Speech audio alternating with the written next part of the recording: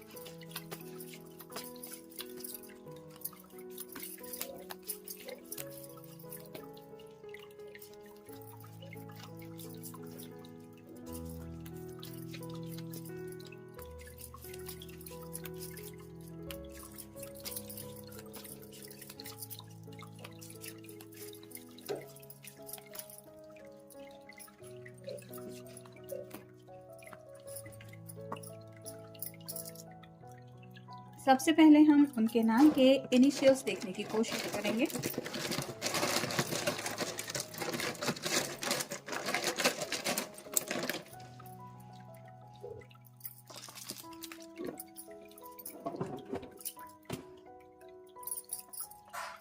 D से उनका नाम स्टार्ट हो सकता है, जैसे दीपक, दीपिका। अ से नाम स्टार्ट हो सकता है। क से नाम हो सकता है, काजल हो सकता है, किरण हो सकता है, गौरी हो सकता है, फैजल हो सकता है, अश्विनी हो सकता है, आकाश हो सकता है, उमेश हो सकता है, उमा हो सकता है। तो यहाँ पे तो ए से ही नाम स्टार्ट हो रहा है। उनके नाम का जो शुरुआत है वो ए से हो सकती है, या फिर जैसे ऋषि, ऋत्विक, ऐसा भी कुछ हो सकता है। अब देखते हैं रीडिंग हमें क्या बताता है।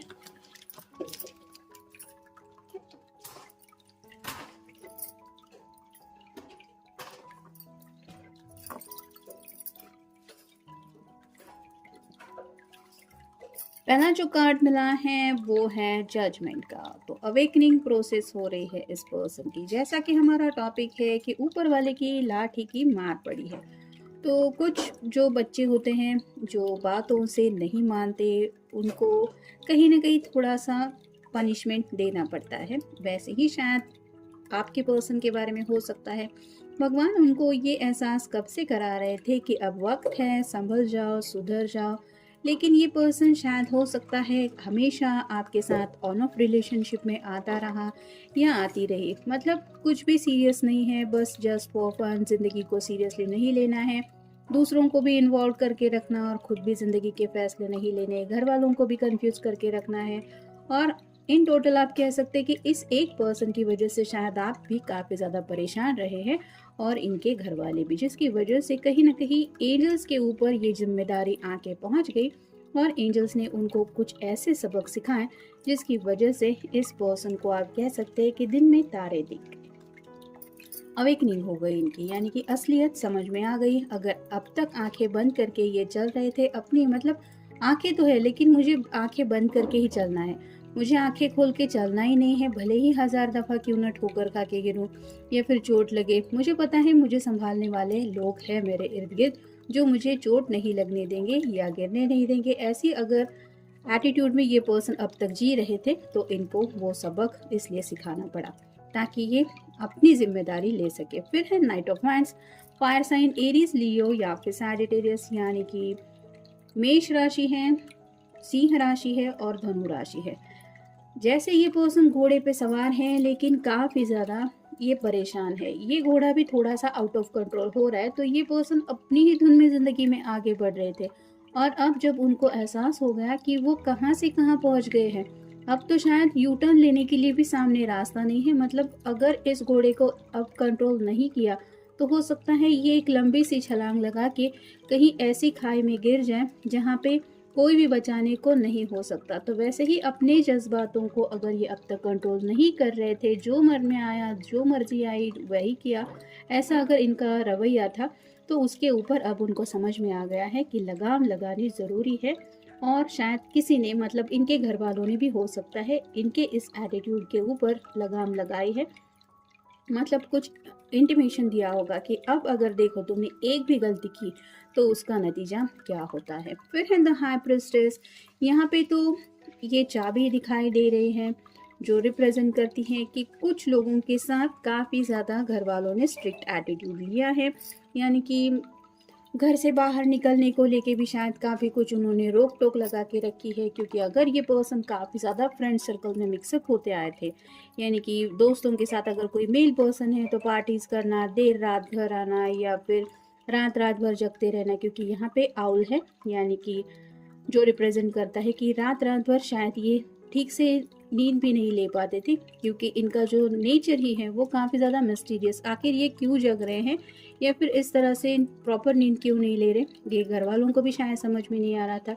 मतलब यूं ही टाइम पास करते हुए ज़िंदगी बिता देते थे और सुबह वही डेली रूटीन जहाँ पे लेट उठना, फिर जॉब को अगर सीरियसली नहीं ले रहे थे, यानी कि इन जनरल अगर ज़िंदगी को ये यूं ही गंवा रहे थे, यानी कि कोई कीमत ही नहीं है इसकी ज़िंदगी की।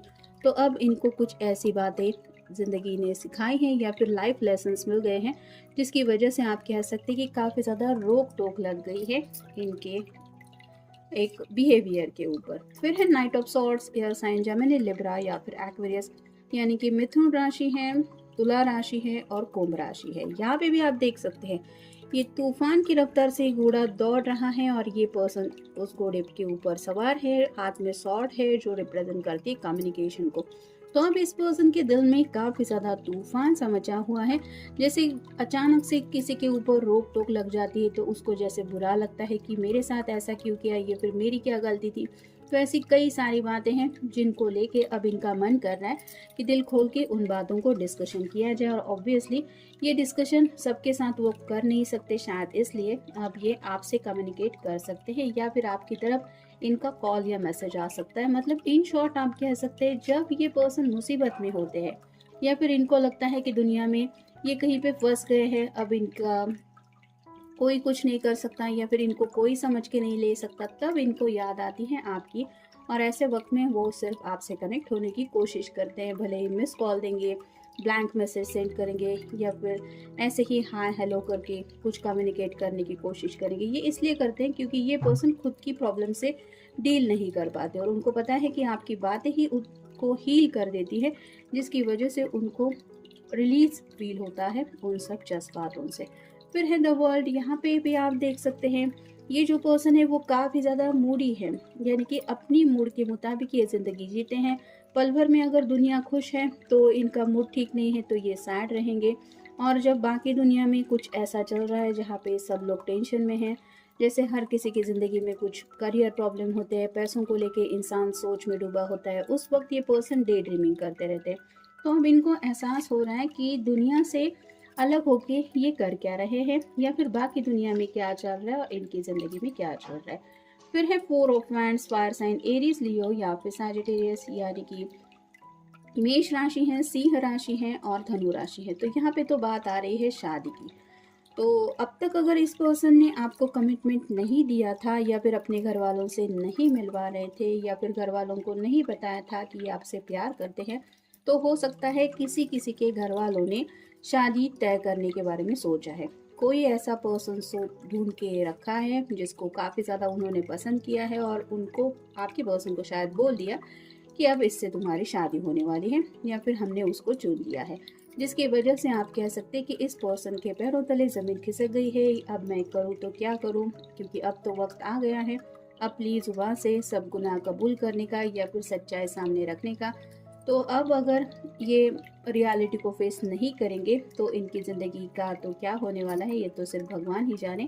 ये बातें उनको समझ में आ रही है। हो सकता है वो पर्सन इनको बिल्कुल भी पसंद नहीं है जिसका रिश्ता इनको आया है, या फिर घर वाले जिसके बारे में बात कर रहे हैं। और इसी वजह से ये पर्सन समझ गए हैं कि ऊपर वाला किस तरह से इनके साथ एक गेम प्लान कर रहा है, जिसकी वजह से ये खुद ही अब अपनी जुबान से सब बातें रिवील करना चाहते हैं या फिर बोलना चाहते हैं। और फाइनल कार्ड है 9 of cups. Water sign Cancer, Scorpio या फिर पाइसेस, मतलब कर्क राशि है, मीन राशि है और वृश्चिक राशि है।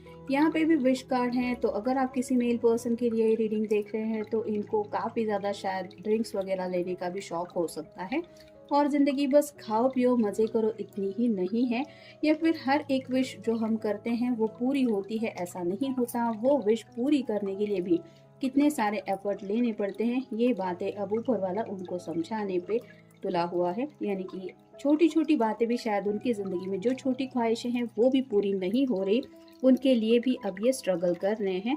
और इस वजह से ये बंदा जो भी है, मतलब मेल फीमेल जिनके लिए भी आप ये रीडिंग देख रहे हैं, वो परेशान हो रहे हैं और उनको समझ में आ रहा है कहीं ना कहीं उनके कर्मों का, यानी कि उनके किए का ही उनको ये फल मिल रहा है। अब देखते हैं ओरेकल कार्ड हमें क्या बताते हैं। I am hoping to run into you. यहाँ पे भी वही है, कहीं ना कहीं दोबारा अब आपसे रिकनेक्ट होने के बारे में सोच रहे हैं, यानी कि वो जो रिश्ता आप दोनों का है वो कितना स्ट्रांग है अब ये पर्सन महसूस कर रहे हैं।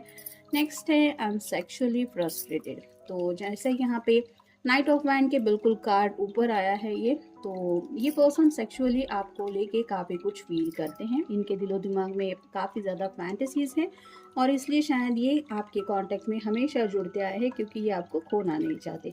लेकिन अब जब घर वाले इनकी शादी की सीरियसली बात कर रहे हैं तो इनको समझ में आ रहा है कि जिस पर्सन के साथ शादी ब्याह की बात हो रही है उससे तो इनका ये सेक्सुअल कनेक्शन बन नहीं सकता, या उनकी तरफ इनको अट्रैक्शन बिल्कुल भी नहीं है। और ये एक मेन वजह है कि इनको अब अपनी ज़ुबान से सब बातें ओपन करनी होगी, जो भी बातें इन्होंने अपने घर वालों से छुपाई है। नेक्स्ट है आई स्वेट आउट द स्ट्रेस। तो काफ़ी ज़्यादा इनके ऊपर रोक टोक लगी हुई है, कहाँ जाते हैं, कहाँ कितने बजे घर आएंगे, किससे मिलने जा रहे हैं, ऐसी कई सारी बातें, कई सारे सवालों के जवाब इनको देने पड़ रहे, जिसकी वजह से ये पर्सन काफ़ी ज़्यादा परेशान है, स्ट्रेस में है। और कहीं ना कहीं ये थोड़ा सा अब जिम वगैरह पहले नहीं करते थे, तो अब जिम में एटलीस्ट इनको थोड़ा बहुत सुकून का वक्त मिल पाएगा, या फिर वहाँ पे भी थोड़ा सा टाइम पास करने को मिल जाएगा, ये सोच के उन्होंने शायद जिम ज्वाइन कर लिया है। मेल फीमेल कोई भी हो सकता है, लेकिन अभी भी इनका जो रवैया है वो वही है कि थोड़ा सेल्फिश ही ज़्यादा है ये पर्सन। नेक्स्ट है I would rather come home to you. तो अगर आपका घर इनको पता है तो ये आपसे आपके घर आपसे मिलने आने के बारे में सोच रहे हैं। अगर आपने इस पर्सन को इनके बिहेवियर की वजह से ब्लॉक करके रखा है या फिर इनसे बातचीत करना बंद किया है, ना ही इनके फ़ोन कॉल्स आप लेते हैं, ना ही इनके मैसेजेस को जवाब देते हैं, तो ये सोच रहे हैं आपसे घर आके मिले और आपको बता दे कि इनकी ज़िंदगी में क्या चल रहा है। नेक्स्ट है I want to look better first. तो अगर ड्रिंक्स वगैरह का शौक है और केयर फ्री ज़िंदगी जीते आए हैं, तो हो सकता है इन सब रोक टोक की वजह से खुद के ऊपर गुस्सा निकाल रहे हैं, जिसकी वजह से उनका लुक थोड़ा सा चेंज हो गया है, बाल वगैरह ठीक से काटे नहीं हैं, या फिर अगर मेल पर्सन है तो दाढ़ी मूछे वगैरह इनकी तरफ ध्यान नहीं है, जिसकी वजह से अलग ही दिख रहे हैं। और कोई भी देख के ये पहचान सकता है कि ये जो पर्सन है वो काफ़ी ज़्यादा फ्रस्ट्रेटेड है। तो आपसे मिलने के बारे में अगर सोच रहे हैं तो उनको पता है कि थोड़ा सा खुद के ऊपर ध्यान देना पड़ेगा और खुद के लुक्स को ठीक करना पड़ेगा। यानी कि अगर ये पर्सन पास्ट में इस एनर्जी में थे कि मैं तो बहुत हैंडसम हूँ या मैं तो बहुत ब्यूटीफुल हूँ, मुझे तो कोई भी मिल सकता है, तो अब उनको पता चल रहा है कि कोई भी नहीं, जो मिलने वाला है या फिर घर वाले जिसको लेके बात कर रहे हैं वो पर्सन तो इनको बिल्कुल चाहिए ही नहीं अपनी ज़िंदगी में। नेक्स्ट है I need to be intimate with you. यहाँ पे भी वही है, ये पर्सन आपके साथ इस रिश्ते में आगे बढ़ना चाहते हैं, बिल्कुल शादी के ऊपर ये कार्ड आया है। तो ये कंफर्मेशन देता है कि ये पर्सन रोमांटिकली ही नहीं, सेक्सुअली अगर किसी के साथ इन्वॉल्व होना चाहते हैं तो वो सिर्फ आप ही के साथ, और ये कनेक्शन अब वो दिल से फील कर रहे हैं, और ये बातें अब उनको रिवील करने के चांसेस ज़्यादा बढ़ रहे हैं क्योंकि अब बातें आ रही है सीरियसली शादी ब्याह को लेके। और फाइनल कार्ड है माई बिगेस्ट का फियर कम ट्रू।